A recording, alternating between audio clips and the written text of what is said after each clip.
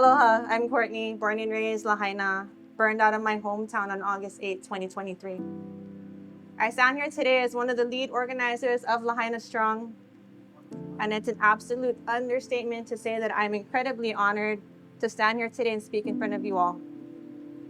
When I was asked to speak here today at ʻOnipaʻa, I quickly said yes with no hesitation. And then as I went about my day, the reality of speaking publicly here at Iolani Palace, at ʻOnipaʻa sank in and I got super nervous. But then I remembered I have my entire community back home trying to navigate their lives post-Lahaina fires. I cannot back down. I couldn't give up an opportunity to speak on behalf of the people I love.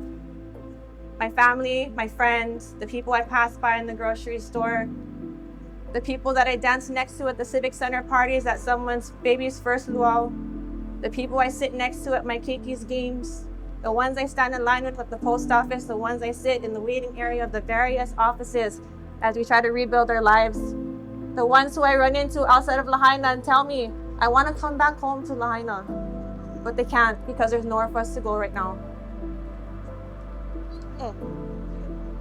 I couldn't give up the opportunity to be a voice for the ones who sit alone, crippled by overwhelm and emotional exhaustion, not sure what to do next because there are so many steps and it's unclear what direction to go in first. I couldn't give up the opportunity to stand up for our keiki who lost their childhood in their hometown, longing to go back, finding it difficult to fit in or feel at home in a place that isn't Lahaina. As I contemplated whether or not I'd stand in front of you today to give my speech, I felt my body heat rise and I felt a burning feeling in my throat. I sat in our temporary housing watching my baby sleep, knowing he'll never know the Lahaina the way I did, and I looked at my teen boys who are on the side here who've been robbed of the last years of their childhood roaming the streets of our beautiful hometown. And I cried. I felt the full weight of our reality. So I started working on my speech for today. Then I sat there wondering, how the heck am I going to fit everything that I want to share into one speech? How can I use this opportunity to shine a light on what our people are having to go through, what the media stopped covering, what social media seems to be censoring? How do I tell you that a lot of our community still sees no light at the end of the tunnel? How we climb one mountain only to realize there's 5 more to climb simultaneously? How do I tell you that more than half of our community left, burned out of our hometown and priced out of paradise? How do I tell you that despite what the news or what the politicians behind us or government organizations will stand there and tell you at their press conferences in their suit and ties to ease the public about the reality of what is happening to fire survivors isn't always truthful? How they stand there and smile and deliver their messages to the public while we sit at home watching, feeling abandoned and betrayed by the very people who vow to serve and protect our communities? How do I tell you that every time we're given an opportunity to voice our concerns as fire survivors of the devastating August 8th fires, it feels like we're given false hope because the second we rise up to push for change, we're met with resistance. A bunch of, tell us how we can help you. And then all of a sudden it's crickets, too much red tape.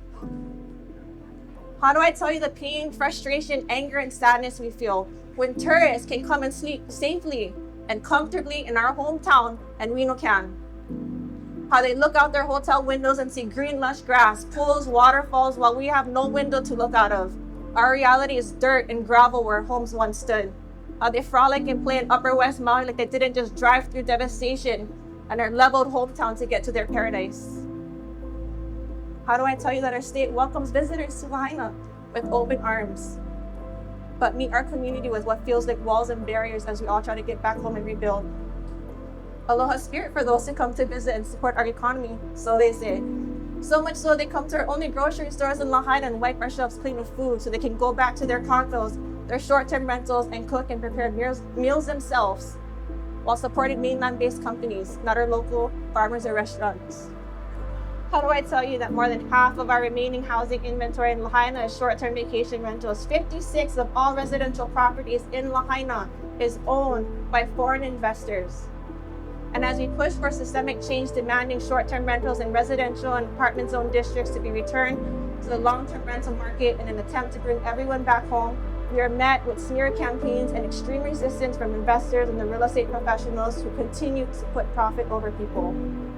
Imagine moving to a place and being okay with further displacing the native people of that place, and then call them selfish for wanting to live at home at the expense of their commission checks or their second or third or fourth home income, while thousands of our people have no home.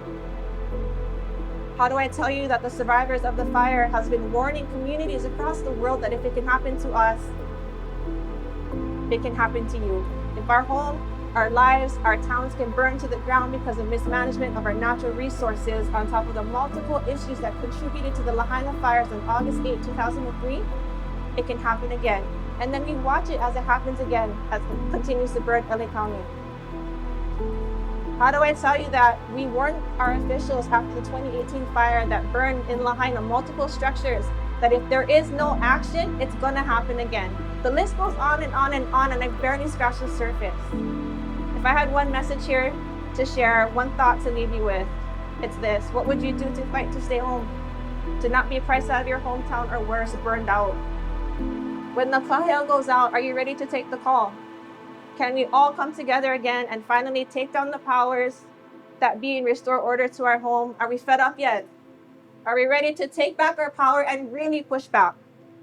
Are we done thinking someone else will fight back and take care of the issues that plague not just Lāhainā, but the entire Hawaii? We are that someone. So when the kahea goes out, it is our hope that you will be here, there, wherever, fighting shoulder to shoulder with us. And just know that when your kahea goes out, Lāhainā Strong will be right there beside you. When our backs are against the wall, the only way to go is forward. In the spirit of Princess Kuʻiʻolani, it's not always the size of the army, but the spirit of the people that wins battles. Mahalo.